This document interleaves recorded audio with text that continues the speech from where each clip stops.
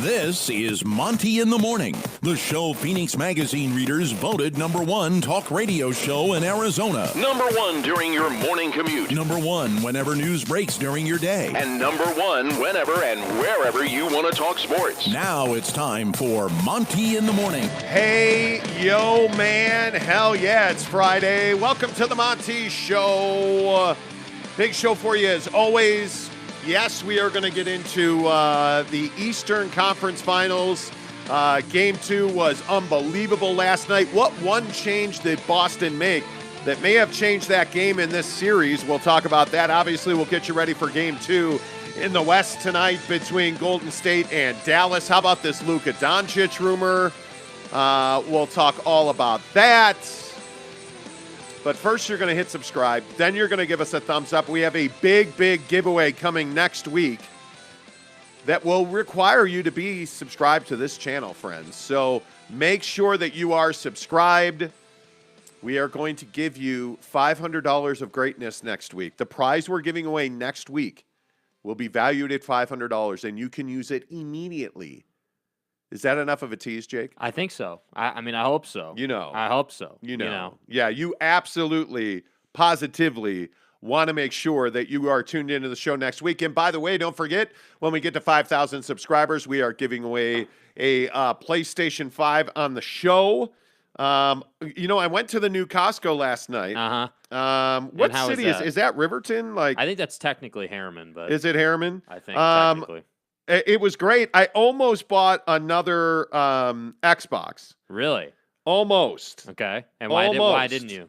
I didn't because I just didn't. I don't know. It didn't feel right. The vibes weren't there. Yeah, I wasn't feeling it. But we are going to have a huge prize. The new Costco in Harriman. My wife said something interesting when we were walking through there. As I try to open up my YouTube app to tell you how many people are subscribed to this channel, 4,153. So we're doing a couple hundred new subscribers a week. So in no time we're going to be giving away this PS5. But the new Costco in Harriman, it's just another Costco. Who knew that a Costco that opened was just another Costco? It's ridiculous. Okay, wow, Jimbo, take it easy. Well, was it not busy? Was it not overrun with people? It was not. Really? It was not. It wasn't busy and stressful. No, we got some MF looks because I mandated that we wear our masks. You rolled out a personal mandate, huh? I did roll out a personal mask mandate for myself, yes. Okay. I wear my mask pretty much everywhere I go. But it was busy. It wasn't packed. There was no line out the door, but it was busy. It's a nice Costco, but it's the same Costco you ever been to. Mm-hmm. I mean, it's really not that different. So, but if you want a PS5 or an Xbox Series X, they got them all ready to hook up. They've got thousands of them. So, yeah, go check out the new Costco. It's good. I was going to get a hot dog because that's what you do at Costco. A hot dog sandwich? Yeah, but the line was out the door for the hot dogs. So it was cray.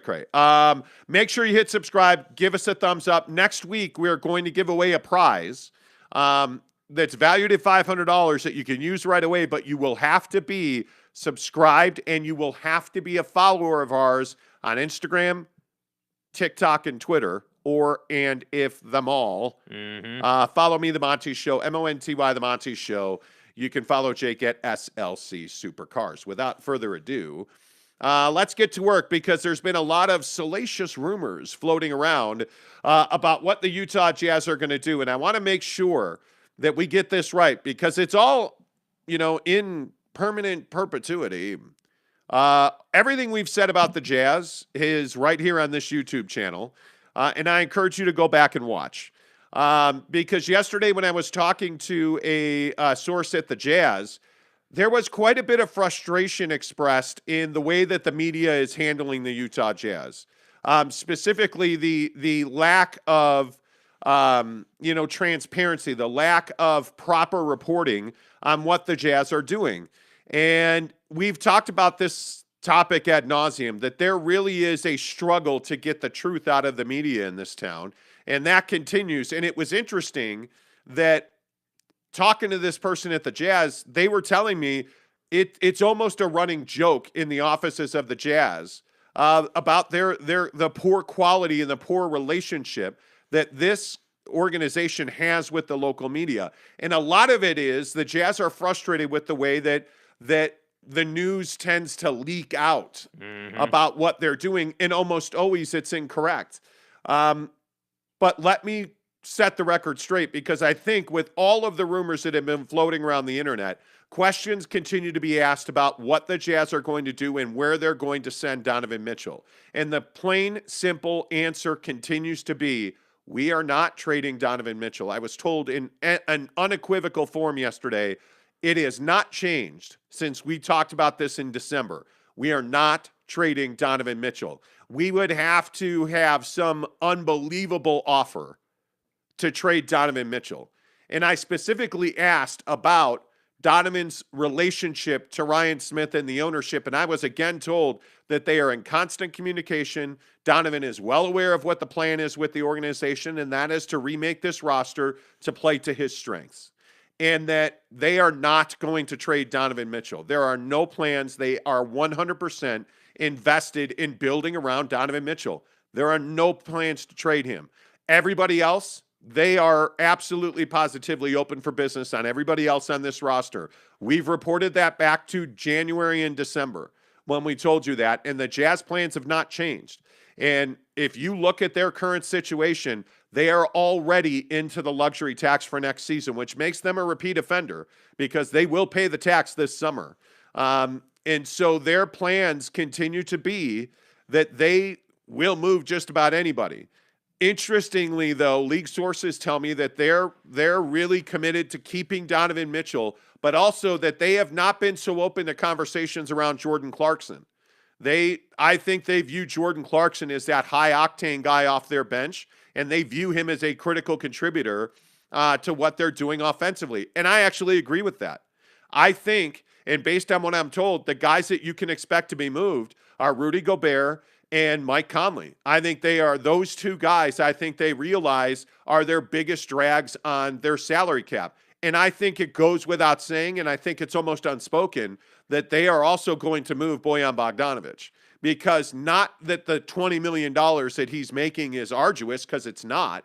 The issue is he is so incredibly limited defensively that it really hurts them, and it really limits the rotations that they're able to play with him on the floor. It was almost impossible to be solid, even sound defensively with Bojan Bogdanovic and Rudy Gobert on the floor together, because oftentimes they were isolated on the same side of the court, which really hurt the Jazz. But, Jake, I find it not surprising at all that the Jazz are not open for business on Donovan Mitchell. Yeah, and I don't think they should be. I think that, we're well past the conversation of who should they build around or what camp should they be in. I think this is really definitive. I think that, you look at the NBA playoffs, you look at the teams that are successful, and none of them have 7-footers on the team that are slow, methodical players. The last significant or prolific big left in the postseason is Bam Adebayo. And I think that Bam is a hybrid. He's not a traditional 5. He's a 4-5 combo guy that can do a lot for you. And he's very athletic for his size. So, if I'm a Jazz fan and I'm looking at this, I'm saying that's the formula we're looking for, and I don't know that, by trading Rudy and Mike and the moves they make this offseason, the goal isn't necessarily to replace Rudy. It is to change the formula that you get to play with on a nightly basis and add that to Donovan Mitchell's skill set, and hopefully add that to an improved Donovan Mitchell on the defensive end and in the mid-range. That's what I think the Jazz need to be trying to do. And I think if you do that, you're really helping yourself, because if you look at where this Western Conference is going, as far as talent, as far as the teams, as far as how people are going about winning basketball games, I got news for you. The league's not slowing down. Specifically, the Western Conference is not slowing down. Memphis is only getting better. Golden State is only moving quicker. You have all these teams that are quick moving teams. And by the way, I'd also point out, notice the teams that are having success in the postseason still, in the Warriors and in Boston. What do? They get up the floor in transition, And I look at Phoenix, you've got a slower guy in Chris Paul, and you got eliminated. So I'm telling you, the formula for success for this team is to pick up the pace a bit. I'm not saying you got to be the Rockets, but you need to have a team that can really move and has athleticism so that you can get up and down and get more easy baskets. I really felt like that's ultimately what hurt them in the postseason. They had to work for every single basket they got instead of being, getting up and down and getting easy transition buckets. So I absolutely think they should build around Donovan. I absolutely think that they should ship out Mike and Rudy. And I hope that what they get back from that are guys who are pliable and can do more than just one thing, because that's ultimately what they need to fix. Yeah, I think when you talk about what this Jazz team needs to fix, they need flexibility. They need the ability to give Quinn Snyder, who, by the way, it was also pointed out to me yesterday, not to undersell the lead, that Quinn Snyder is coming back. They have had no talks about a change on their side or on Quinn's side. That Quinn Snyder, basically took the week that he had hip surgery and he decompressed, if you can do so, during hip surgery. But being away from the office for a few days really did wonders for Quinn. And there is no current plans to change their head coach. So I think you're seeing that all these rumors are just that. And it's amazing to me how easy it is to set the hook for, hey, Don's going here and, Don's going there. And, oh, my God, Donovan Mitchell farted while he was in Connecticut. And that must mean that he's like the ridiculous rumors around Donovan Mitchell. It's shocking to me. Yeah. The Jazz have never on any level changed their answer. And I think I probably talk to Jazz sources for sure on a weekly basis, but multiple times a week. Like right now they're at the draft combine. They are getting ready, even though they currently don't own a pick in the draft. They are scouting. They are getting ready. They are building a talent bank. They are gathering information. They are preparing themselves to operate once the NBA finals are over, once free agency gets here. And that's what they should be doing. Yeah, absolutely. They are in motion. And I think you just have to understand that the answer from the Jazz has not changed. For the last 6-8 months, it is never wavered. They are committed to building this team around Donovan Mitchell.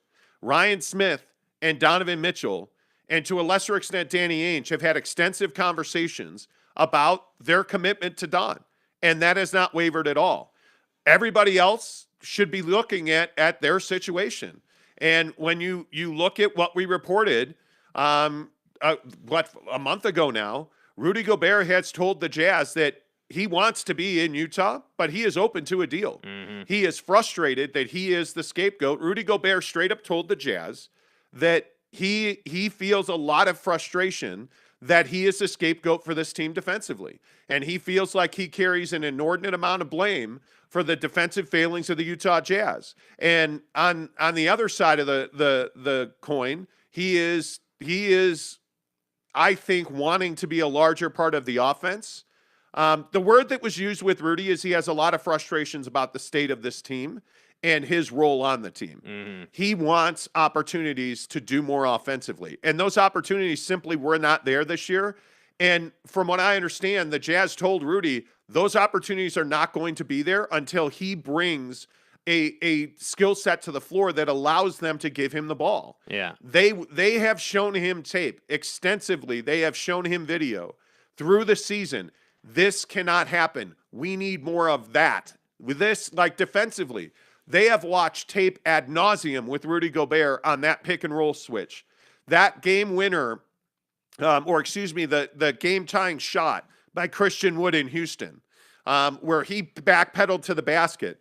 His inability, or his, what's the right way to say it? His lack of ability to cover the 3-point shot off the pick and roll has been a constant thorn in the side of the Utah Jazz. Yeah. Not that they blame him, but simply stated the fact that he does not have the athletic ability to get up and cover that 3-point shot really damaged their defensive structure this year. And the issue is, it's not that it's Rudy's fault. That's just simply what teams were leveraging the Jazz into, getting better matchups so that they could take advantage of the Jazz's weakness on defense. Yeah. And the Jazz weakness on defense is absolutely the pick and roll switch leading to wide open threes. We saw it in the Dallas series. We saw it in the Clippers series. Over and over and over again. again. They never were able to adjust to that. Yeah.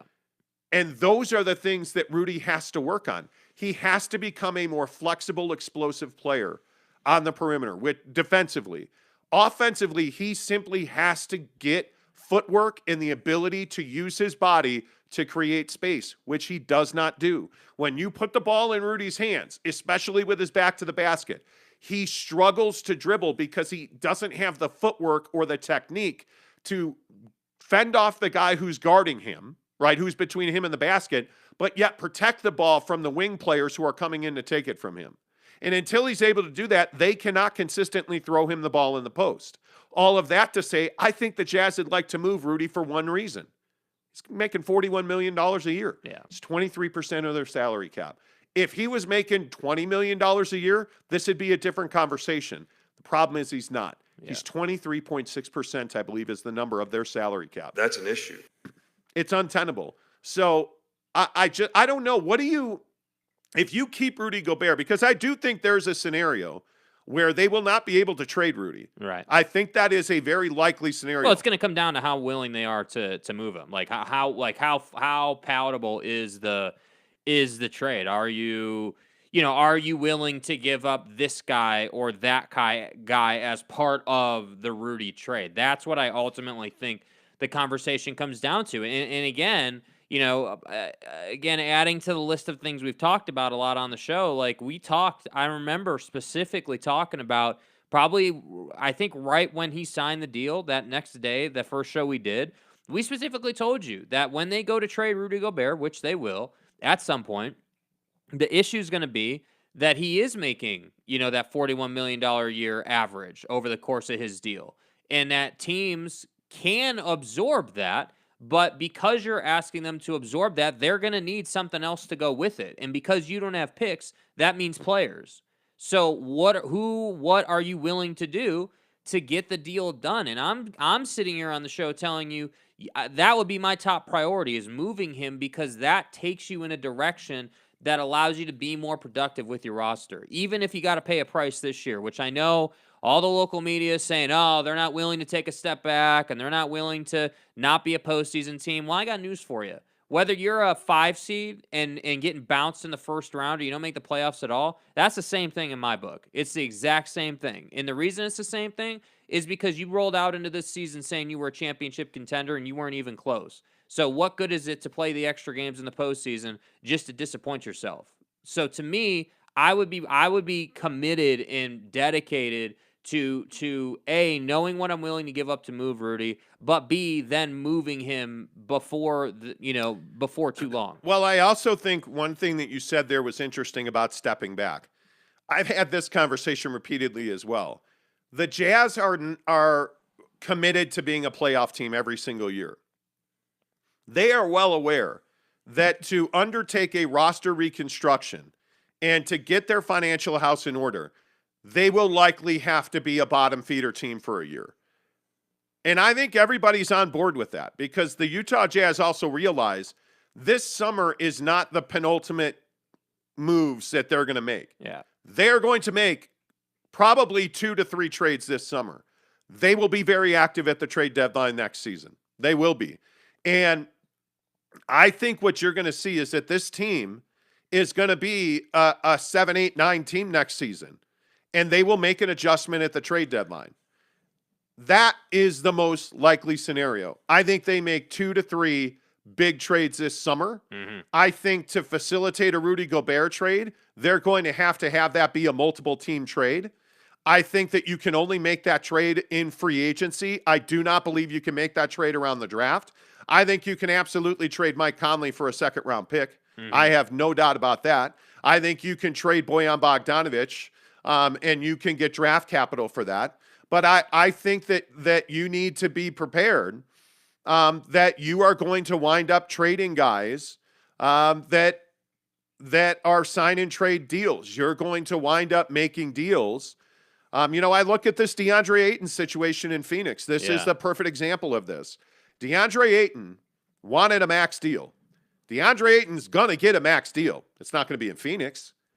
But DeAndre Ayton is going to free agency, restricted free agency, because the Suns are going to tender him an offer. They're gonna make him a tender. He's coming out of a rookie contract. The Suns have the option to tender him a contract, right? And that tender is going to be for a minimum of $16 million, which will then make him restricted. He can go out. This is Gordon Hayward. He can go out. He can be, what's the right word? Courted. Yeah, courted, desired. Yeah, you can have people lust over you. Yeah. And somebody is going to make him an offer. Yeah. And it's probably going to be a max offer. And then the Phoenix Suns are going to make a deal. And to me, that's what the Jazz are going to have to do. The Jazz are going to have to get into a sign and trade. The Jazz are going to have to get into a situation where there are 3 teams involved at a minimum. You're probably, just doing some math on it a couple of weeks ago, you're probably looking at like a five-player deal with 3 teams and draft picks. Yeah. And you're going to have to decide how much pain you're willing to take to move Rudy Gobert. Yeah. Because it's not really optional. And again, I want to make this really clear because I know that, a bunch of people on this show are going to say we're ripping Rudy Gobert. We're not. The simple fact is Rudy Gobert is not at fault here. Dennis Lindsey's at fault. Yeah. The reason the Jazz are going to trade Rudy Gobert is because Dennis Lindsey gave him an untenable contract. Just one that you cannot swallow with this cap situation. Yeah. The reason they're going to trade Rudy Gobert is because they made a bad decision on Mike Conley. That's why they're going to that's why it's so imperative that they trade Rudy Gobert, because the only way to get out from under this is to move financial assets. And his contract is a depreciating asset at this point. Yes, it is. So you're going to have to move that to un-F yourself, if you will. Well, and I just think that's part of the process. And that's why I say, I understand that, you're, again, with all due respect, you're casual Jazz fan who isn't paying attention right now and is just going to be like, all right, what do we got this year when they tip off the first regular season game and Bowler's doing his thing on the broadcast? Yeah, they're probably going to be surprised at what they see. But for those of you who are on the show every day and following this team closely and are really plugged in, don't be surprised. Don't be surprised when the deal happens and they don't benefit hugely. Again, this is a situation where if you're in that Jazz front office, and again, this is just my opinion, I do think you should have a high pain threshold for this trade. I do think that you should be committed to moving him. And it has nothing, it's not a, hey, he sucks or Rudy's terrible. That's not the conversation I'm having. I'm just simply having an X's and O's. What should we do to get better, to put Donovan Mitchell in a position to compete for an NBA championship? That starts with Rudy. Then it goes to Mike. And I'd even tell you they should humor a Bojan Bogdanovic deal too before it's all said and done. Because I think that those 3 guys, if you can get younger, if you can get more pace into the roster, if you can get more athleticism into the roster, you can work with that. That gives Quinn options on the floor. Again, imagine what kind of guy Donovan Mitchell turns into if he had the space that Jason Tatum has, if he had the space that Luka has or had before the Warriors series, frankly. So that's my point. My pain threshold for that trade would be high, but I would have to get a player back or a pick that gets me a player back. They have to get that in return for making this deal happen. What's interesting is that, we're sitting here doing the show, and people watch the show on a pretty regular basis. I'm texting with an NBA guy now. Uh-huh. And one of the things that I think is so interesting is that I think the Jazz have been involved in multiple deals. If you look at the players that the Jazz did not acquire, this one hurts. I mean, you look at and if you've watched this show, I don't know how many people are with us this morning. We have some of our regulars here. If you watch this show, I think the 2 names that we've talked a lot about that the Utah Jazz were involved with were, 1, Spencer Dinwiddie, currently a Dallas Maverick, and 2, Marcus Smart from the Boston Celtics. And you look at those 2 guys, and you look at the Jazz inability, and one of the things that we've talked a lot about on the show is the learning curve and understanding who you are and where you are. Yeah. I think the Jazz at the trade deadline figured out where they were. because I don't think they knew how little value they had in the open market. And the Jazz wanted to make that Marcus Smart trade.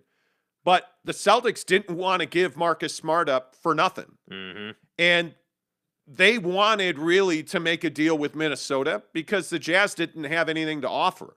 And now you look at the impact, and it's always the trades you do not make that have the most impact on your club. Yeah. And you look at the Jazz, and they're like, I look at the Spencer Dinwiddie deal. They didn't want to give up future first-round picks to get involved in, like we told you before he was traded, that Montrezl Harrell was a guy that would be a really good fit and the Jazz would have interest in with Washington. They didn't make that deal. Yeah. Right? So they had a chance to get Spencer Dinwiddie, and they didn't want to give up a future first-round pick to be involved in a big trade. But I think we have to ask the question, with all due respect to Spencer and what he's done for the Dallas Mavericks, in this current Jazz roster, adding Spencer at that time, at the deadline, with what was happening with the team at that time, does that put them over the top? Does that take you to NBA Finals material? Does that material? beat the Dallas Mavericks? I don't know. I don't know either. Marcus Smart would have beat the Dallas Mavericks. Yeah, I have no doubt about definitive. That. And here's the other thing too, and this is just general NBA heading into the offseason, things to keep in mind in parlance of this whole Jazz conversation. You have a lot of these mainstay teams in the league, a lot of the staple teams in the league, your Lakers, the Sixers, the Raptors, obviously we've talked a lot about on the show. You have a lot of these teams who have options, who are definitely going to be active this offseason in building a team that they want to play with on the court this coming season. So if I'm the Jazz, I'm sitting here looking at my roster saying, hey, I know I need to move a couple of guys.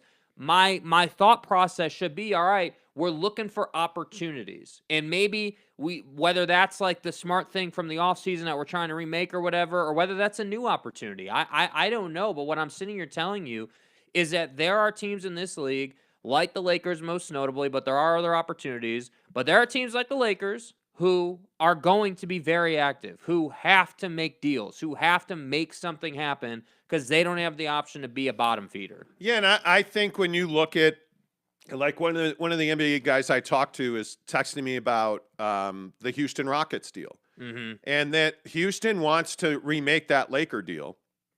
And one of the conversations we had back at the deadline is that the Jazz were trying to be the third team in that Rockets-Lakers deal. That's a great example. And that's a great place to be. I mean, because I think the Lakers would have loved to have acquired John Wall for Russell Westbrook, essentially. And at one point we were hearing rumors that the Jazz were very close to being, a third team in that deal. And if I remember right, it was Talon Horton-Tucker and Christian Wood. Yeah. Would have been two of the names that would have ended up with the Jazz. And I think those are the kind of deals you have to really look seriously at. I know that, frankly, one of the guys that has real value on this roster is Royce O'Neal. Yeah. I mean, he's somebody that can be a very solid bench contributor for good teams. I agree with that. Totally. I agree. He is a solid bench contributor. No doubt about it. Yeah. Royce is an energy defender who, when he's willing, can knock down a corner three, but he all too many times was not willing this year to do that. Yeah. But if you're a team like Houston and you can have a guy like Royce O'Neal coming off your bench, that's not the worst thing in the world. I mean, he doesn't fit with the Lakers, in my opinion. Yeah. But if you're a younger team and you can have a guy like Royce O'Neal, who is not an old player, by the way, there's a perception out there that Royce O'Neal is older. Royce O'Neal's not older. I want to say that he's right in the same range as Don is. I mean, you're looking at a guy who's been in the league 5-6 years. That's an experienced player. Then is a really good rebounder and is a really 28. Yeah, he's 28 years old. He's a really good rebounder and a guy that can play some defense. He's not an elite lockdown defender, but Royce O'Neal has value around the league. He's good enough defensively to come off your bench and make an impact in short form. And again, I really, and I'm sure they're there, I'm really not here for all you guys do is bash on the Jazz. That's not the conversation we're having. So I don't want to hear, oh, you guys hate Rudy and you hate Royce. That's not the conversation. The conversation is that they got to move these guys and what guys have value. And the truth is you've been asking Royce O'Neal to be a 35-minute-a-night guy when really he's probably a 20 to 23-minute-a-night guy. Yes. And by the way, he probably makes more of an impact with less minutes because he's fresher. Oh, absolutely. He's a defensive guy. Like that's what you should be asking him to do. And the last thing I'll say is the Jazz have a terrible habit of asking dudes, whether it's in the starting lineup or coming off the bench, to do too much. Bojan Bogdanovic should not be asked to guard Jalen Green when you're playing the Rockets. No. Shouldn't be asking him to do that. That's a recipe for failure, Well, man. and I think you can't ask a guy like Rudy Gobert to be a pick-and-roll defender at the three-point line. Dude, that's the hard part. Yeah. Because this is such a pick-and-roll league. You can't ask Rudy to and look, I agree with the criticism about, hey, you got to step up on the three in the pick and roll. I agree with that. But I think the issue for me, as far as Rudy and what they're asking him to do, I agree with Rudy in the sense that they're asking him to do too much. You can't ask me to play the three in the pick and roll, but then also be pissed off when, Bogey gets beat baseline and I can't get back. And that's a great point, because what's going through my head right now is that would all be well and good if you had rotational defenders But you that don't. could protect the rim, but you don't. Yeah. And so the hard part is when you have a guy like Donovan Mitchell, who is not a high caliber defender at this point in his career, and you have a guy like Royce O'Neal, who is not a high caliber defender at this point in his career, and you have a guy like Bojan Bogdanovic, and you have a guy like Mike Conley, and everybody, you don't have an elite defender that can help you on the perimeter and at the rim rotationally. Again, look at the teams left in the postseason. Just look at them. What do all four of these teams have in common?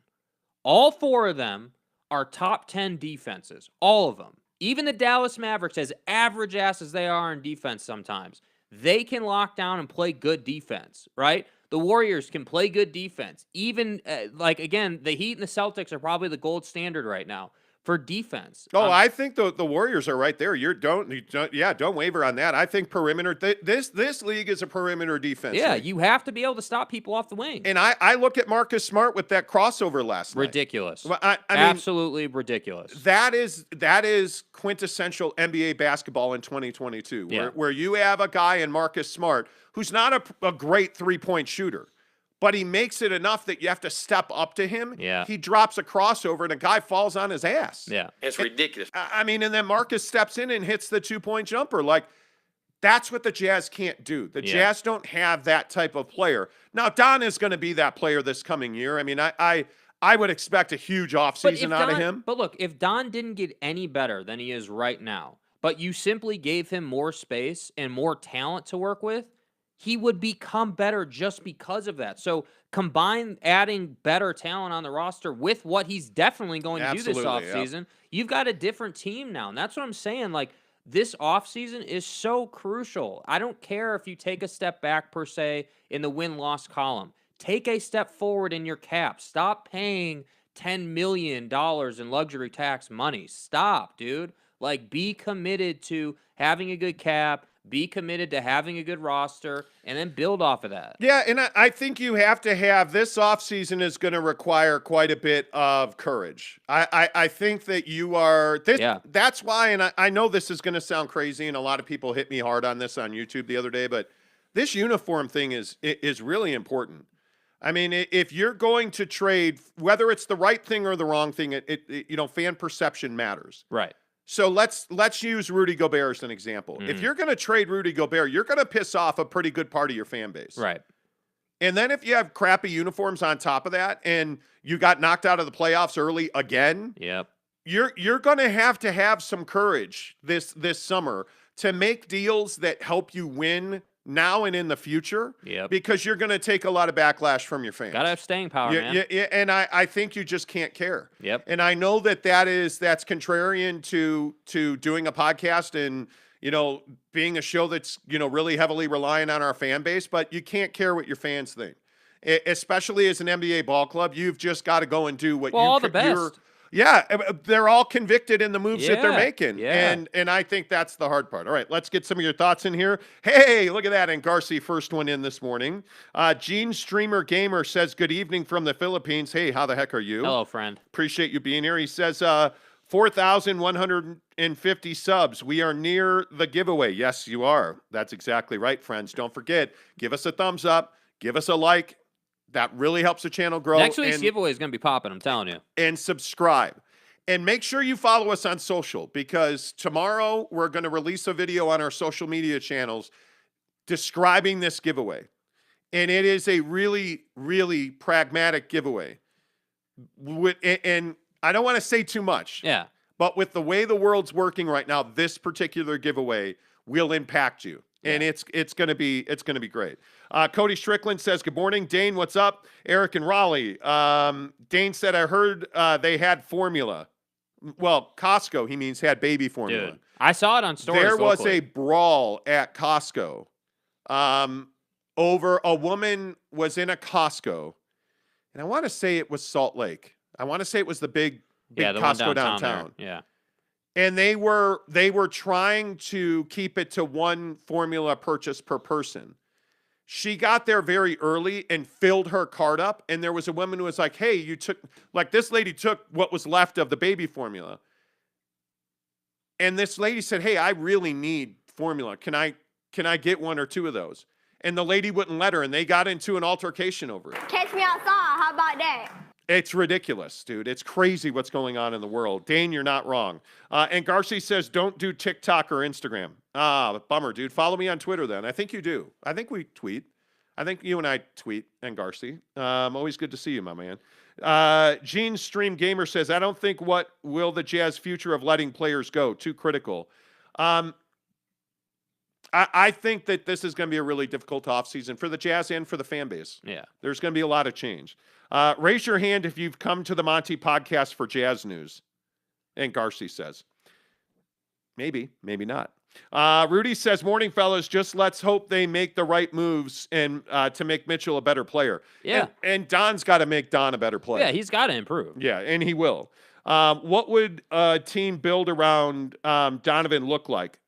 4 3-and-D guys and him? No, I think what you're going to look at. Wait, but hold, not to cut you off. You can't have that. You can't have 4 3-and-D guys and Donovan Mitchell. No. That doesn't work in this league anymore. It's no longer hey, you've got 3 or 4 guys that do one thing, and then you've got one superstar. That doesn't work anymore. You need 3-4 guys who do everything. Yeah. I mean, you need the Jordan Poole, Klay Thompson, Steph Curry, Jimmy Butler, Jason Tatum, Jaylen Brown. Like, you need guys who can get to the rim, can shoot the three, and who are willing defenders. Yeah. Those three, you need more of Donovan Mitchell. Don's got to be a better defender. That, to me, this summer's got to be all about mid-range and footwork. Yeah. Because it's not that Donovan doesn't try on defense. His footwork is just not there. It's not good enough. No, it's not. I'm telling you, it's not an effort thing with You're going to see Donovan Mitchell with David Alexander next month. I guarantee it. You're going to see Donovan Mitchell the following month with Chris Brickley. I guarantee it. And then you're going to start to see in the preseason, Donovan Mitchell is going to come out with a point to prove on defense, and the offense will follow. I guarantee that's how it will play out. Yeah. I think you're going to see Donovan Mitchell playing a lot of basketball this summer. Yeah. Because to really get back to being an elite mid-range player, you got to shoot the ball a lot. Dude, this stuff in his legs, he needs to solve this too. You better be lifting weights every day this offseason, bro. Well, lifting weights, and I think Donovan's got to get more flexible. Yeah. He is. It's not, and this is one of the bigger issues with Rudy Gobert and other big men in the league. You get injured when you lose your flexibility. Mm-hmm. And as a professional athlete, and really this is football and basketball specifically, it's all good that you lift weights. It's all good that you can bench and curl and squat, all that. Yeah. But you've got to train to be an athlete. Mm-hmm. You still got to lift all those weights, but you also have to train you got to lift those weights in a certain way so that you're strong and you're flexible, so that your core is incredibly strong, but it engages well. And your core works with your upper legs. They know those thigh and hamstring muscles, the biggest muscles in your body, have to be long. They have to be flexible. They have to be strong. Yeah. Right? Because what does your quad and hamstring really do if you're a basketball player? Well, it protects your knees. Mm-hmm. Right? So you can't have, and Don hasn't had knee injuries, but he's had quad injuries. Yeah. Right? And he pulled at his hamstring this year. Like, Don's got to be, and that's why this David Alexander thing, if you don't know who David is, he's a renowned trainer of athletes. You got to get that guy. Tim Grover was Michael Jordan's guy. Like, every star has that guru. Yeah. David Alexander is the body guy for LeBron James, for Dwayne Wade. Like, you got to have that guy. I agree with you 100%. I want to see Don really commit to his body. Yeah. Eric and Raleigh says, who's going to take Conley, though? Well, the money. Oh, there are teams. The money is less of a factor with Conley. Yeah. Is Mike Conley willing to go and be a role guy, a bench guy? Because if he's willing to come off the bench, I mean, the Lakers absolutely would love to have a guy like Mike Conley who is a knockdown three-point shooter. Except if he's wearing a Jazz uniform. And I think the one thing he's always done as a Jazz man, Mike Conley, is shoot the three well. I mean, he's a guy that you can count on to make threes. Like any shooter, he's going to miss his fair share, but Mike Conley makes threes. I think maybe I'm wrong.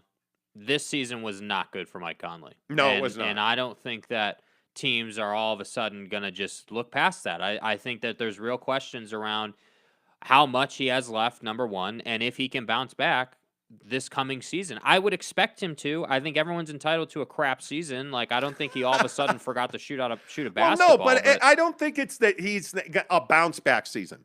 I just think you have to have the proper expectations. And again, what have I always said about Mike Conley? You can expect one thing from Mike Conley every year. Yeah. He's going to be injured. Yeah. That's who he's always been Water's throughout his career. Water's wet. Chris Paul's injured in the playoffs. Mike Conley's injured. If Mike Conley's a 20-minute-a-night guy for you off your bench in Los Angeles, in Dallas, you're good. You're good to go. Like, you're absolutely willing to do that. I think Mike Conley's that guy who goes to a place like Denver, a really good team that needs a bench guy that can score and shoot the three. You're always going to have a job if you can knock down the three in this league, and Mike can. Yeah. And I think Mike Conley's a guy that's got value. Teams will trade for Mike Conley. I have no doubt about that. The Blind Swordsman says, are media outlets just afraid of what's going to happen if they say the truth? Holy shit, man, like they make fun of you guys and act stupid with rumors. Fire all of them and get better people. It's not fire all of them. But the thing that is so different in media circles right now, and think about who you listen to on the radio, think about the podcast, the columns you read. Like, the only guy I read consistently in this town is Tony Jones. That's it. And I have a high level of respect for Tony. I think he's I really like him as a guy. He's a really good dude. Yeah. And he's really good at what he does. Like, he knows the game. He knows basketball. He's not somebody that has to read a box score to write a story. Yeah. He knows basketball. I pay the Athletics simply for Tony Jones. Other than that, like, I don't want to hear, like, my biggest gripe with Andy Larson is the ROCO bullshit, right? Like, I heard him, he was on, I think, 1280, one of the shows. He was on the radio, and he's talking about how the Jazz were pursuing ROCO. Like, they were never trading Joe Ingles. What the fuck are you talking about? Like, and he was talking about Joe Ingles head up for Robert Covington, who he calls ROCO. And it's like, guy, can you just, like, for once, just say Robert Covington? Like, you don't have to be hip and cool and be a stat geek and then completely make up a story about what Donovan Mitchell was doing with the Dallas bench. Yeah. That's my issue. Like, I don't have an issue. I don't know Sarah Todd at all. Her and I have never talked. Her work is solid, right? But it's not one where you're like, oh, man, I got to find out what Sarah Todd wrote about the Jazz. And that's what I feel like the media is in this town. Again, excluding Tony, because Tony's in a different portion. But, the media in this town just reports stuff. It's not like, oh, man, like, I really have to go and read this dude's work or this gal's work. Like, it's just a weird dynamic. And I don't mind, like, I don't I just think I look at Eric Walden, a really solid writer. I like Eric's feature stuff, but KSL and the Zone are never going to say anything critical of the Jazz. It's never going to happen. It's internal. And I you know what? I wish Andy Larson was at KSL and Ben Anderson was at the Trib, because I think you would have a completely different situation. But because I respect Ben Anderson, I know he knows basketball. I know Ben Anderson knows basketball, but there's only so far you're going to be able to go when you work at KSL and you're covering the Jazz. Yeah. You know, like that's, to me, the issue is there's no accountability from the media to the Jazz. It absolutely gives the Jazz a free rein, but it creates this odd relationship between the media and the Jazz where players are going after media members on Twitter. Yeah. And there's a lot of frustration with the way the media handles the Jazz from the Jazz. The Jazz are frustrated with the way the media handles them. Yeah. And what the Jazz want, I think the Jazz would love nothing more than to just fly under the radar. Oh, hey, the Jazz are releasing a uniform. Okay, great. It's awesome. You guys are the best. All right. Hey, the draft is here. You guys, great pick with Jared Butler. Wow, nice job. Mm-hmm. Hey, don't forget Salt Lake Summer League. Get your T-shirts. Mm-hmm. And that, most years, is what you get here. The Jazz control the media. Well, now you've lost. There's turmoil, and nobody's reporting on what's going on in the locker room. And I appreciate everybody who's saying, hey, you guys have been right, whatever. Hey, and I appreciate that. We let our work talk for us. Yeah. Right? I think what we've reported, we have not missed on a single Jazz story. We have not. And I think if you go back and look at what we've reported, we've been pretty spot on with it. Because we don't have any master. I don't have a daddy. Right? No. Like No. I don't work for KSL. I don't work for the Trib. I don't work for the Jazz. Daddy? Yeah, I mean, pound sand if you don't like what we're doing. But I can tell you, and you can believe me or choose not to, they call us. Yeah. The Jazz came to us. Yeah. The people at the Jazz, the 2-3 people we talked to at the Jazz, they all reached out to us. I didn't reach out to them. Mm-hmm. So they want information in the mainstream. They want information in the public. So, But they want it to be the right information. and I just think that when you're in the situation the Jazz are in with the media, you walk a perilous tightrope because you don't want a whole lot of coverage, but man, you need just the right amount of coverage. Yeah. So it's that interesting thing. The Croat one says Mitchell is not any better than Bogey on defense. I don't disagree with that at all. I think you're exactly right. You know, I don't think he's worse than Bogey. Yeah. But Don just doesn't have the footwork. The right difference now. is he can become much better. Yeah, he has ceiling. He has growth. Donovan Mitchell is half the player he's going to be when he's at his max. Yeah. I mean, he's got a lot of growth. The Croat one says Mitchell equals New York.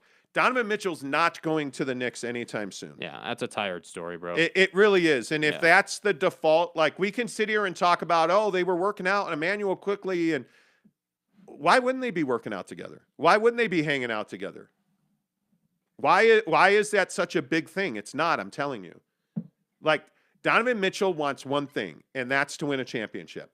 There's nobody in their right mind that says, I want to win a championship. Better go play for the Knicks. Nobody says that. Yeah. Nobody. It's like the dumbest angle there is. Can the Jazz make a trade for Julius Randle for Donovan Mitchell? The Jazz don't have any interest in Julius Randle. And why would they? And by the way, trading Donovan Mitchell for Julius Randle is not even a conversation. Yeah. Julius Randle is overpaid. He had one really good year, and he got a contract out of it. And I say, hey, more power to you, bro. Yeah. The Jazz, from what I've been told, the Jazz have zero interest. It's a non-starter for Julius Randle and the Jazz. Yeah. It never has been. And when you look at Donovan Mitchell, I'm telling you again, the Jazz today, right now, the Jazz, I don't think in the next 12 months will trade Donovan Mitchell. Something could dramatically change. Okay, they're not trading Donovan Mitchell this offseason.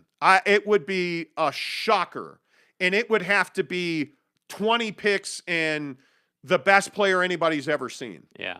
I don't know what it would take to get him out of Utah right now because the Jazz are committed to building this team around Donovan Mitchell. I don't know how else I can say that. Thoughts about Jeremy Grant Asler 2K says, I love his game and I want to see him wearing a Jazz uniform next season. Jeremy Grant's in high demand. Any player that's in high demand is going to be a very difficult get for the Jazz. You're not fitting him into your cap right now. The Clippers, the Lakers, I know Dallas really liked Jeremy Grant. And the thing about Dallas and Jeremy Grant, he's got size and they don't. And he can move. Jeremy Grant's a better version of Maxi Kleba. Yeah. And Davis Bertans. Like I think he's a great fit in Dallas. And I think Dallas really likes him. Yeah. They need size. They're getting beat by Golden State because they're getting out rebounded. They're getting out physical. They need a dirty dog in Dallas. Yeah. And I think that's going to be there. That's why they're interested in Rudy Gobert.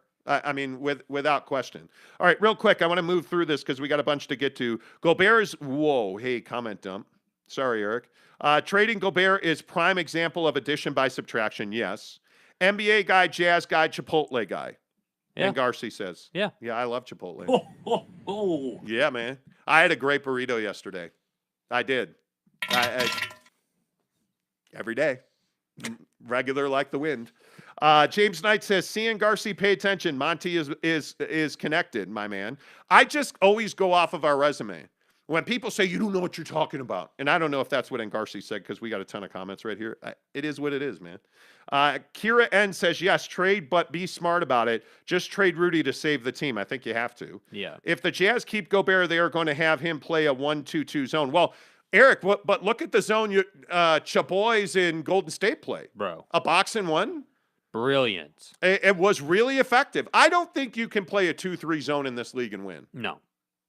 Just my box opinion. and one, you can. Yes, you can. Again, they're not athletic enough to play zone. You just can't. Yeah, I agree. Jeremy Bolton says, is a giveaway a bag of headbands and airport confiscated weed? You know what, man? Could you just keep the secret, please? It is if I say it is. Yeah, you know what I'm saying? Like, dude, I'm trying to give away a bag of skunk lettuce, and you just keep telling people. Fuck you. Where'd you hear that? Exactly. Wow, that's a great drop. Kira N says, Rudy is not a Superman. He needs help. Just everyone. Yeah, Rudy's not the problem. Yeah. It's what's around him that's the problem and that contract. And Garcia says, stop and ask yourself, who's asking the players to do things they can't handle, and tell me that in itself isn't a major issue. It is. I mean, yeah, we just said it was. You don't have the bodies to play Quinn's system. Yeah. So you either change the bodies or you change Quinn, and they're not changing Quinn. Yeah, they're going to change the bodies. Yeah. Greg Hawkins says, well, in that case, sign me up for the weed. Exactly. Sometimes guys just get injured because of bad genetic makeup, Monty. Absolutely. I'm not faulting Mike Conley for always being injured. I'm faulting the Jazz for believing he would be healthy. Agreed. 100%. It's not Mike Conley's fault. His DNA says you're going to pull a muscle. Yeah. Every day. It's the Jazz fault for believing that they somehow would have a different Mike Conley. Yeah. That is what it is. Greg Hoppins says, yep, like weak drinkers, get them out of there. They're ruining the vibe. Okay. Kira says, Don is not a superstar, needs to get better to carry the team, needs to become more like Kobe or Mike. Well, there's never going to be another Kobe. Good luck with that. Leonard Donan Endelov, what's up, my man? Good to see you. He says, hey, Kira, nobody will be mirror of those two guys, but Donovan has reached his ceiling. Has Donovan Mitchell reached his ceiling? No. That's probably you can't answer that question because you don't know what he's like when he's actually got space to work with. Yeah. eBay the Sofa Surfer, what's up, bud? He says, would you take Maxey and Niang and Thibault for Mitchell? I would not. I think the 76ers, it's funny, we were in our vaunted secretive pre-show meeting this morning, which really isn't vaunted or secretive. We were sitting here talking about the Sixers and the fact that James Harden's opting into that deal. You can just write that down. He ain't walking away from $48 million. Nah. People are like, oh, he's walking away from the Sixers. No, he's not. Okay. He's making $48 million next year, dude. You walking away? You opting out? Yeah. On a player option, you opting out of $48 million? Hell no. No. I think they need to trade Thibault. I think Maxey's a superstar in waiting. Yeah. I think he could be that Superman third Maxey is option. their Jordan Poole. Yeah. He could be that Superman as a third option. But they're going to be better next year than they were this year with a full year of James Harden. And there's a lot of people in NBA circles that are telling me that like he is motivated to get defatted. Yeah, he needs to do something. I'm telling you, his reputation is seriously in bad shape. That fat ass. Yeah, dude, guy's fat. Dude's fat. Fat. Like, come on, dude. Sixers keep bringing up Mitchell and Beal as targets. Well, I mean, there's a lot of teams who want Donovan Mitchell. The Jazz are not going to trade him. Cody Strickland says he just want to flat out tell you guys and your wife there is no Crown Burger in Tooele. Okay. Was it Apollo Burger in Tooele? It was some burger in Tooele. We had amazing French fries in Tooele. I'm pretty sure I thought it was Crown Burger. It might have been Apollo. I wasn't there when you did that. Apollo Burger, Crown Burger, Filiberto's, Riliberto's. It's all the same thing. Yeah, I mean, you know. Yeah, exactly right. Exactly right. Okay. James Harden says fat, or James Knight says fat Harden. Yeah, dude. Olympus Burger is killer, just saying, and Garci says. I've never heard of that in Garci. Yeah. I don't know Olympus Burger. Monty, two things. I'm positive any NBA player would rather win a chip in New York over Utah. Well, the problem is the Knicks don't win championships, bro. Then you better be a Net, because the Nets are far closer to winning a championship how hard than is the this Knicks. to comprehend, bro? The Knicks aren't winning a championship. I don't care who you bring there. It's not happening. Yeah, and Garci says, and understand if Donovan don't buy in the Jazz plan and is clear he won't resign, the Jazz will end up moving him. Yeah, but you're talking about 3 years down the line. You don't work in 3-year windows. I mean, if you're the Jazz, you have no plans to trade Donovan Mitchell right now. Yeah. If in 2 years he's like, I'm out, okay, trade him. I mean, if he becomes a headache, which he won't, trade him. Yeah. I don't think it's that much of a deal. Okay, real quick on the NBA playoffs. The Boston Celtics last night made a change that I thought flipped this series on its ear. Mm-hmm. They put Robert Williams on the bench, and they put Grant Williams in the game. Mm-hmm. And they went with that small lineup with Al Horford, and I thought that completely changed the dynamic of that. How about that? Yeah, I thought that completely changed the dynamic of that, the rest of that first and second quarter, and really put Jason Tatum in the power position. Put your best players in space in a good matchup, and they will win. How does Miami bounce back now? Because I think Boston is a terrible. When they go super small like that, I think Boston's an unbelievable matchup for Miami. Yeah, I mean, look, I think what it's going to require out of Miami is Bam going for 25 and 15.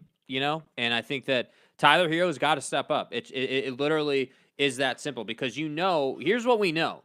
We know that game 1 was a bit of a fluke for Miami because Boston wasn't healthy. So game 2 is really what this series is going to be, which is specifically what we told you yesterday. So when I look at where this series is at, you're going back to Boston, and if you're Miami, you're trying not to come back to American Airlines Arena down 3-1.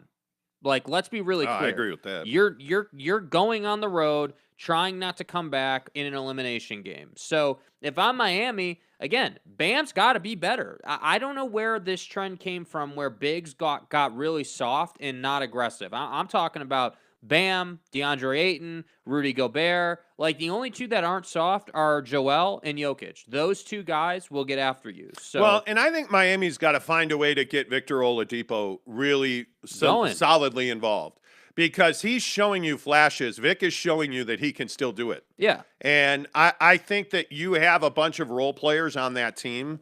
Like the Tyler Hero turnover. You're making mistakes with guys whose top end is far lower than Victor Oladipo. And you can't make those mistakes. And your point on Bam is really critical. I think you've got to punish Boston when they go small. Yeah. And the only way to do that, in my opinion, is with Bam Adebayo. I mean, because Jimmy Butler can only do so much. Yeah. But now Marcus Smart, I think, did a really good job putting Jimmy Butler in his place. And it's going to be up to Jimmy Butler, who I think is a great playoff performer, to do something different than he's done. Yeah. Golden State game 2 tonight with Dallas. What do you make of this rumor from Kevin Harlan on TNT that he told KNBR 680 in San Francisco yesterday that Luka Doncic was sick during and after game 1 and was up all night the night after game 1 being sick? View this the same as the flu. What do you make of that?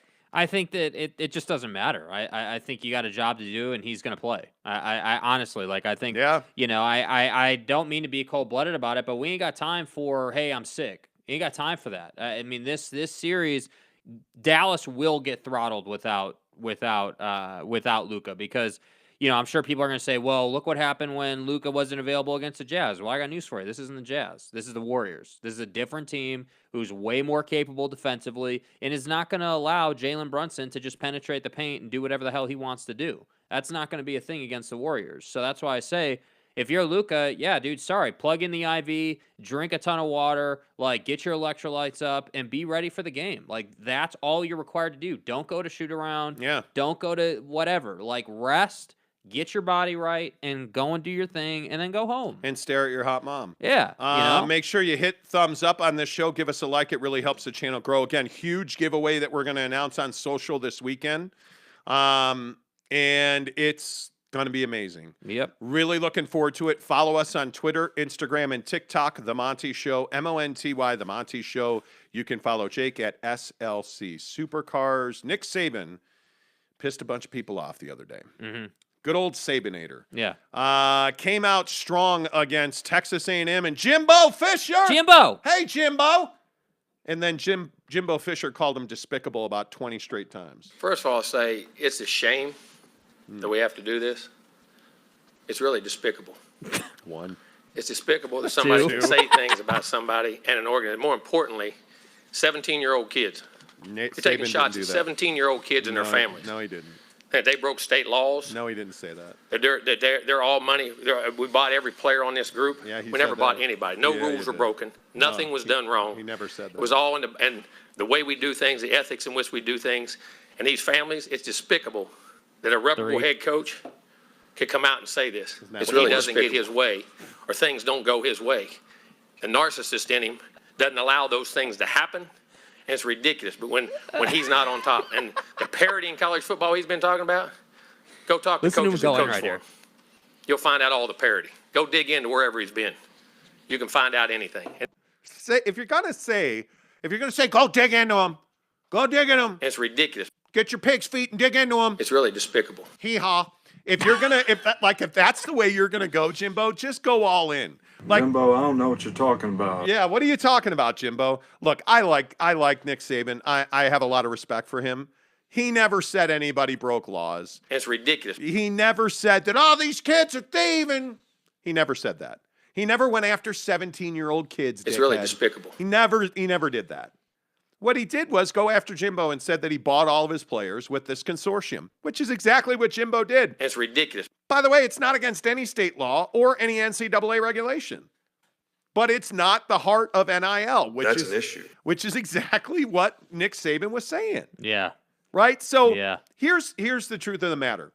Everybody hates Bill Belichick. Mm-hmm. Everybody hates Nick Saban. Mm-hmm. Everybody hates Tom Brady. Mhm. Everybody in Utah hates Michael Jordan. And why is that? Because they win. Nick Saban wins. He's the best head coach in the history of college football. He's got a grip of wins, Roll Tide, Forrest Gump in it. Like he is kicking your ass, Jimbo. It is if I say it is. It is what he said it is, man. And you don't have to like Nick Saban. Mm-hmm. But you will respect Nick Saban. It's really despicable. And Jimbo also said in that thing, they said, well, have you talked to Nick Saban? Yeah, he called. Well, I'm not talking to him. We're done. It's ridiculous. We're done. We're done. Fuck off. Like, who are you? Who are you? You're the flame out that tried to replace Bobby Bowden at Florida State, and you didn't do that. How about that? Like, you're just until you win a championship, you're just a dude. Yeah. You're just a dude. You're just a guy. And then there's our favorite guy on Twitter, Mm-hmm. who parodies all of these conversations, which I love so much. And if you don't follow me on Twitter, what is wrong with you? Yeah. And I'm being serious. Why don't you follow me on Twitter? Because then you would have heard of Joey Molinaro Yeah. and his impersonations of SEC coaches. Coach Saban, I don't know what the hell that was last night. Talk about calling the pedal black. I mean, dadgummit. Jimbo, I don't know what you're talking about, all right? That's not how I run my program. Oh, right. Obtain Program. national titles and five-star recruits from sea to shining sea, but not a dime from your pocket. Sure. Look, I don't pay these players. I just scare the living bejesus out of them so they don't go anywhere else. Plus, how else are people supposed to believe that you get these kids that commit to live in College Station? Oh, yeah, right. Because I forgot the Tuscaloosa's the Miami Beach, Alabama. It is if I say it is. Look, Coach, you believe whatever you want to believe, but just know that we are coming for that ass again in 2022. Yeah, sure. Than an 8-4 record and appearance on the Outback Bowl. Congrats. Oh, now easy there, boys. Can't we all just get along like peas and carrots and Mama's chicken pot pie? We are, after all, one big SEC family. Brian, how the hell did you even get on this call? Oh. Joey Molinaro It's really despicable. on Twitter. Amazing. If you don't follow him, you should. It's on my timeline, The Monty Show, Monty, The Monty Show. Yep. That's it. I don't want to comment on it. I don't want to get into it. Just follow it. Just follow it. I'm telling you, it's not done yet. This is why Paul Feinbaum was born. Yeah. To get into conversations like this. Yeah. I love it. I think it is absolutely spectacular. It's ridiculous. As is this show every day. Make sure you hit like and subscribe. We appreciate you guys all being here. Yeah. Where do you want to go non-sports today, Jake? Like, there's a bunch of stuff. Should we talk about coronavirus. sex? Yeah. Well, let's save the Rona for the second non-sports stuff because I want to talk about powerful men and sex. Yeah. So I'm a powerful guy, but I don't get any sex mainly because I've been married for like 30 years. So you don't do that kind of thing. And anyway, Mrs. Monty's like sitting 10 feet away. That's like, it, Skippy. Giving me the death stare. Right. She's like, oh, no sex? Yeah, good. Anyway. It's internal. If you're Elon Musk, you apparently, allegedly, sexually harass stewardesses and turn them into masseuses. This is a crazy story. So Elon Musk, who is the founder of SpaceX and Tesla. At SpaceX, apparently they have a fleet of airplanes or an airplane that they fly on, and they have SpaceX-employed stewardesses who are apparently female in nature and quite attractive. So, of course, Elon would expect them to give him massages. I mean, why would he not? Right. To the point where this one female stewardess in question, they encouraged her to go to massage school so that she could massage Elon Musk properly. Right. Which she did. Uh-huh. So one day, Elon went back into the private suite on his jet, and she went in to give him a massage. Uh-huh. When she walked in the room, she found a raised flagpole and a completely naked Elon Musk. How about that? Who was only covered in a sheet. And at one point, he whipped out his SpaceX and rubbed her thigh. And when his rocket launched, she left the room. Cock-a-doodle-doo. And she claims it ended her ability to be employed there. And so she, of course, told a friend of hers, hey, he had a boner and he rubbed my thigh and I was uncomfortable. And so I left and it cost me my job. And so, of course, she hired an employment attorney. Right. And, of course, they settled out of court for what is reported to be $250,000 at a minimum. A drop in the bucket. And she signed a non-disclosure agreement saying that she won't talk about it or, negatively about Elon. Yeah. But, I mean, she didn't disclose this. Her friend disclosed it. Yeah. Her friend is part of the proceeding to get her stewardess friend the $250,000 minimum payment, wrote a declaration describing exactly what the stewardess told her. And so now she's given that declaration to a bunch of people in the media, and Elon's big swinging dick is out in the public now. Lover boy. Wow. And wow. And all of a sudden, Elon's like, oh, this is a political hit piece. So wait, you're saying that there was no sexual harassment and, he can't comment about that because it invalidates his non-disclosure agreement. What I just said. And then she'd be able to talk about it. So Elon is only saying that this is a political hit piece from his enemies. Owned. Now, I'll say. Hi, Mrs. Monty. Hi.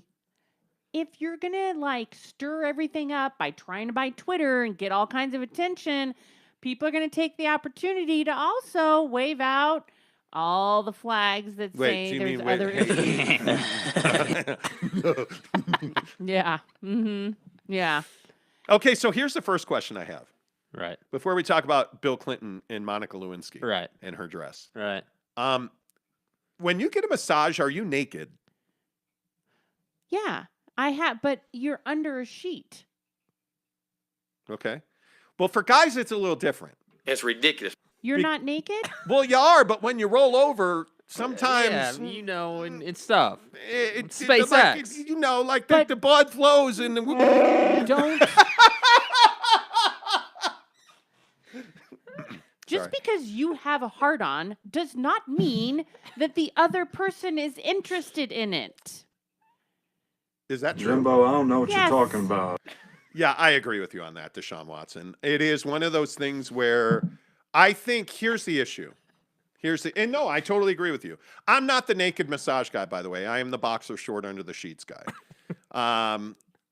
But the bigger issue here is you have powerful rich men, the Kennedys, the Clintons, the Elon Musks, Robert Kraft. Daddy? Who just assume, and Robert Kraft probably is different here because he was in a place where this is what they do for a living. But those are allegedly the women at this massage parlor for Robert Kraft, the owner of the New England Patriots, who was caught getting a hammy, before the AFC Championship game and stuff. He pulled up to a massage parlor in a Bentley. Fucking A. Anyway, the point that you call a baller. The point is, you look at Bill Clinton and Elon Musk. Let's compare those two situations, right? Yeah. Like you have Monica Lewinsky, who was an intern at the White House in the Oval Office. Right. Smoking Bill Clinton's cigar, and then the ashes stained her dress, right? Right. Well, what was she? She was a lower level employee who a very rich and powerful man, the President of the United States of America, found sexually attractive in the moment. You have Elon Musk, who is a rich and powerful man, now the richest man in the world, arguably, who found a lower level employee that he found attractive and wanted a massage from. And so he got that massage and he tried for more and she left. Yeah. I think it's one of these things where 9 out of 10 of us will never understand being in that position, the woman or the man. But I don't have any problem seeing how this went down. You're a rich, powerful man who believes that you can have anything you want. Yeah. Well, I'm Elon Musk. She wants to give me a hand job. I'm for real. Are you kidding me? Yeah. I'm Elon Musk. She wants to fly my rocket ship. Let's do this. Yeah. Like, you can see. Bill Clinton, I'm the President of the United States. You're a voluptuous intern. Let's go. Time to beach me up. Yeah. What are we doing here? Yeah. But the problem is, do you really leave it on the dress? Like, how stupid are you at this point? Yeah. If you're Elon Musk, my question is, do you not balance what you have versus what you're going to lose? Because, and maybe, and I could be wrong about this, maybe Elon Musk has really lost nothing. He wipes his ass with $250,000 probably every day. Literally doesn't matter to him. But does his reputation matter to him? Yeah. Well, I think his reputation's taken a beating with the Twitter thing and now this. Like, I think it's not a good look. But you look at Donald Trump, and I think Donald Trump changed the way we look at reputations now. Because whether it's, grab him by the pee or, Stormy Daniels or whoever you want to point to with him. Yeah. It never impacted his ability to become president of the United States. It never even got close. Nope. Now, you could talk about who got more votes or whatever. The guy won the presidency by gaming the system. Yeah. He played the system to a T, even after he admitted to grabbing the pee. Yeah.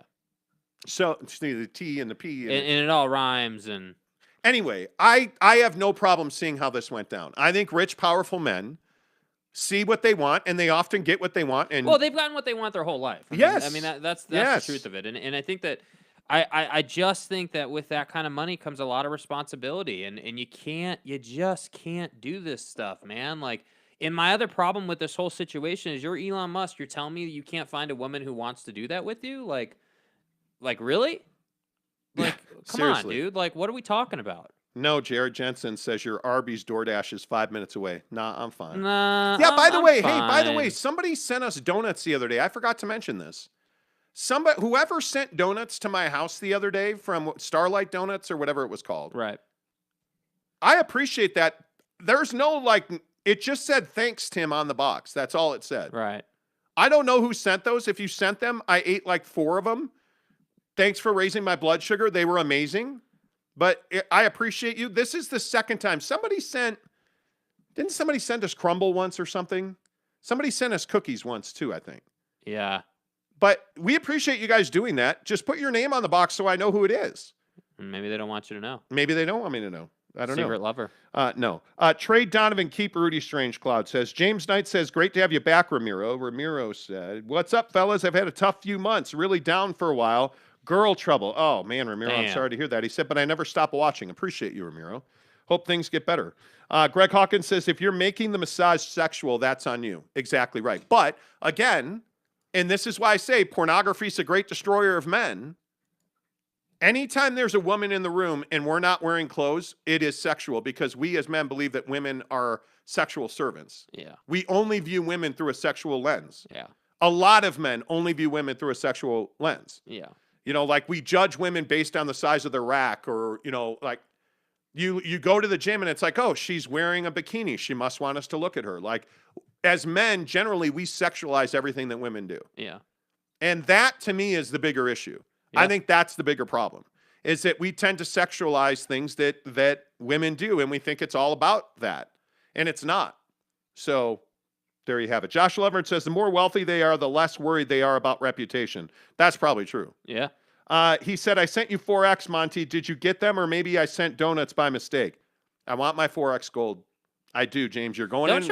James, hold on. You're going into the winter season now. Don't try to take credit for someone else's work. We all know damn well you didn't send the donuts. Come on now. You're not a guy who sends a gift and doesn't put his name on it. We know that. And Garci makes a very good point. These guys really should screen their employees better. Yeah. Or maybe just don't sexually harass them. I don't know. Yeah. I could be wrong. Yeah. It's really despicable. Yeah. Fat Jesus says, grabbing the pee, was that the banned Dr. Seuss book? Yeah, I believe it was. Dude. I'm pretty sure it was. Donuts by Arby's, Josh Levern says, hell no. No donuts by Arby's. All right, let's talk about the Rona real quick because then we got to go. Mrs. Monty sent me an article the other day. Show prep. Working from home has forever changed the workforce in this country. The coronavirus. All three of us work from home full-time, never going back to the office. Our companies have said you can work from home full-time, you don't have to go to the office. Right. Could you see yourself going comfortably back to an office full-time? I mean, yeah, if I had to, I guess. But that's a no. But I don't want to. If I had to, sure, but I don't want to. What wouldn't you give up? Like if they said, oh, man, you need to come back, what would you say, this is something I'm not willing to bend on? My setup, hours, flexibility. We have so much, and I work for a great company. Yelp is a great place to work. I love my job every single day. It's the best job I've ever had. You know, I'm always positive and upbeat. Right. Terribly vexed. But I have complete autonomy over my time. I don't have somebody looking over my shoulder. I don't have somebody checking my productivity. Now, some of that is I'm a top producer. I make a lot of money. I do really well. But another part of that is that, you know, you can't see what I'm doing if my camera's not on, right? Like I have complete autonomy. It'd be really difficult for me to give up that freedom, I think. You know, I can go to lunch I get an hour lunch every day. Sometimes that's an hour and 20 minutes. You know, like. I'm not giving up the time that it requires to commute into an office. If there's an office 15 minutes away from me, yes, I would consider it. If I have to drive, 45 minutes and fight for parking. But hey, they redid Bangor now. Yeah. Did you guys see they're going to tear up the northern half of Bangor next? Cool. I'm not about it. 4100 out to the airport is going to be completely destroyed now. Oh, that way. Well, it needs to be redone. That side needs to be redone. We've done. It does. How does that impact you on any level? Because we travel. Well, we don't travel anymore. Like, what are you talking about? I mean, when we used to like go to the airport and stuff. Because if you go to the airport, it's fine. It's way better when it's done. Same thing that they did over here, but what it's going to relieve is all the traffic lights, which cause all the back. The accidents, the accidents on Bangor are already down 60%. Yeah. So, but anyway, my point is, traffic, absolutely. I am not driving in rush hour traffic. Commute time is a loss for now. I happen to work for Amazon. When I go up to Seattle, they do provide shuttles to from major cities into the office that have Wi-Fi and are super comfy.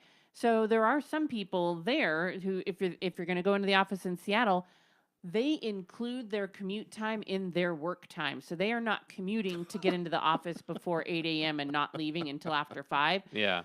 They are getting on their bus at 8. They are spending an hour working on the bus, and then they leave home, Josh whenever Levern, they wanna who's leave in home. Seattle, says South Lake Union. South Lake, yes. Yeah. Giggity says, no way I'm going back to the office and giving up the potential for a little afternoon loving. Afternoon delight. That's right. That's Jakey true. does not know that song. He doesn't. No. He has no idea what that means. Nope. I just think the freedom you have at home. I like, you know what? I like wearing whatever I want to wear. I wear yoga pants or shorts every single day. I wear sweatshirts like all the time. When I come home from the gym, I leave my sleeveless on.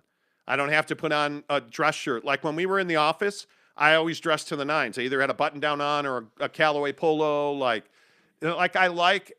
I like the comfort level that you get. I like crapping on my own toilet every day at 10:30. I think that for people who can't be productive on their own, that's why they want the office. They need the structure. Oh, that's true. That the office provides, and I'm not hating on those people. I respect it. You know that you're not productive, working from home and doing your thing. So you want the office. Okay, great. But for someone like me, like I live alone and I do the job every day and it's fine. Like it's fine. And yeah, when you are a top performer at a major tech company, yeah, you are going to get some leeway. You are going to get some flexibility that maybe a low performer is not going to get. And that's just how it is. And I don't think there's a problem with that. Yeah. And you know what? I just think my setup, like I have a really nice monitor. I have like a 2-monitor system. I have a standing desk. Like all that stuff is given to you by companies. I had a huge monitor when I worked in the office. I had a standing desk when I worked in the office, but I didn't have my dog jumping up on my lap. You know what? I didn't have like all of the little accoutrements. Yeah. Jeremy Bolton says, I love working at home, but I do miss being around coworkers and being around people. At home, the pigeons and I have a great relationship. Yeah. Jeremy, there's something to that. I do miss my coworkers. One of the biggest things for me is being able to listen to my own music while I work. That would be something that I would not want to give up, Yeah. Fat Jesus says, I miss the handles I get from my interns at the office. Me too, man. Josh Levern says, Monty has the wife ride the South Lake Union Transit. They sell a shirt that says, I rode the slut. That's awesome. I just wish that we were SLUT. They won't do it. It should be Salt Lake, Utah, but Salt Lake City. Man, So cut. Yeah, the thing, and not to belabor this, ooh, huge draw on the sneakers app this morning. Huge draw, like a money-making draw. We talking about business. They don't make it in my size, you cocks. Spencer Cox? What a jerkweed. Anyway, my point is, I miss, like at Yelp, they have fully stocked kitchens, and I know a lot of companies do that, but our kitchens were on roids. They give us Taco Tuesday, and they bring in fresh tacos, and like I love the work environment that we had at Yelp. I mean, I really, truly enjoyed it. Yeah. But man, I got to tell you, the work environment I have at home, I love working with my wife every day. Mm-hmm. I love working with my wife every day. I feel really lucky to sit next to my wife. Like we sit 5 feet apart from each other. We're both really loud talkers, but we've adjusted, what? We're really loud talkers? Yeah, who knew, right? Now he has a shoe guy. I have been a shoe guy, bro. I own over 100 pairs of Jordans. What are you talking about? What are you talking about, Doc? What are you talking about? Do you guys work full time at home? What are your side hustles? Well, side hustles. Jesus Christ, what are we not? What are we do? not side Holy hustling? Crap. It's crazy. We side hustle shoes. We side hustle YouTube. We side hustle shoes, bro, YouTube, Jeeps, cars. It's crazy what we side hustle. Anyway, yeah. Side hustle playing music, Jake, because we have to go. Mm-hmm. Have a great weekend. Make sure you follow us on social. We are announcing a huge giveaway tomorrow on Twitter, Instagram, and TikTok. The Monty Show, MONTY, The Monty Show. Follow Jake at SLC Supercars. We're going to hook you up. It's a $500 value prize next week that is really applicable actually to the exact conversation we just had. It's going to be a great prize. Follow us on Twitter, Instagram, and TikTok. If you're here right now, please give us a thumbs up. Really appreciate all of you. Until Monday, say goodbye, Jake. Goodbye, Jake.